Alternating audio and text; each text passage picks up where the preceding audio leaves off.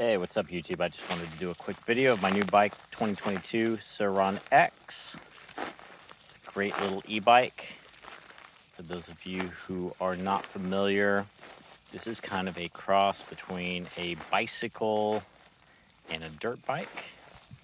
A little bit closer probably to the dirt bike end. It's got kind of a dirt bike frame. It's got a headlight and a tail light, but no brake light.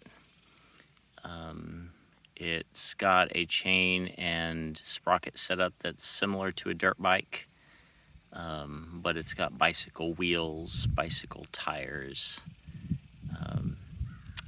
and I would say the front and rear brake are bicycle brakes. The shock setup is a lot like a dirt bike. It's got a nice rear spring there, integrated into the frame. And then these fantastic adjustable forks up front, which they've upgraded for 2022. The graphics kit came with the bike, so I just kind of threw them on there the way that I felt it best served me. It wasn't exactly the way that the instructions said. The bike is quoted to do 50 miles and 50 miles an hour. However, you're not going to get either of those. I've been able to see about 48 miles an hour, top speed, flat surface with a full charge.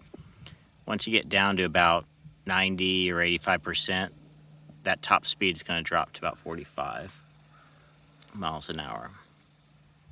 Now, these do come limited to about 32 miles an hour, but if you know Sur Rons, you know that you just go in there and cut a wire, and that'll remove that limiter for you.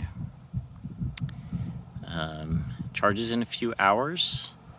The range depends on how you ride it, so you might see that it's quoted at 40 or 50 miles. Basically, no one's going to get that range. It's going to be more like 20 or 30 miles. It really just depends on how you ride it.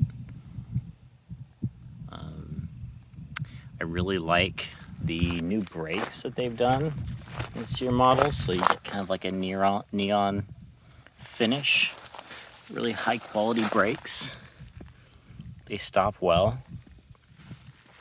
So I'm coming from a Segway X160, which is a smaller version of this with smaller wheels and Segway's app and technology. And I really felt like the app was very unnecessary. So the app lets you track on your phone the distance and location of your rides. And first time around, I thought that was something I was going to want. But what I wanted more was the bigger capacity and better range, taller seat height, and bigger wheels. And another reason that I preferred this over the Segway was that this came with the headlight and taillight included, which when I bought the Segway, I thought they were included, but they weren't. So I was pretty disappointed in the Segway. And this you can program. It comes with a little dongle that you can use to program. It's a little less convenient to program your engine braking, your regenerative braking, but they did on this 2022 model upgrade it so that you can, in the settings, you can set it to where it won't cut your power while you brake, so that you can do burnouts and stuff like that. And you can hold your wheelies with precision using the brake and throttle simultaneously. It wheelies really nicely, really easily, and it has fly-by-wire throttle, and the tuning is really good. It really gives you a lot of control with the front wheel in the air and otherwise. The only way that I don't really appreciate the tuning is when it's in the regular gas saving mode. I don't like the way it's tuned, but sport mode is fantastic. It's a lot of fun to ride, and it works really well. Another thing I didn't like about the Segway is that the keys came to where there was no hole for you to run a key ring through it, and the two keys were attached by a piece of rubber. So if you wanted to separate your keys, you had to cut that.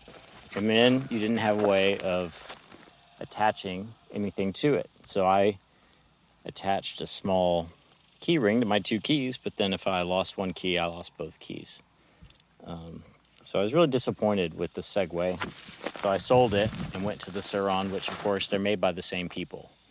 Segway just bought the design and put their stickers on it and put their app in it.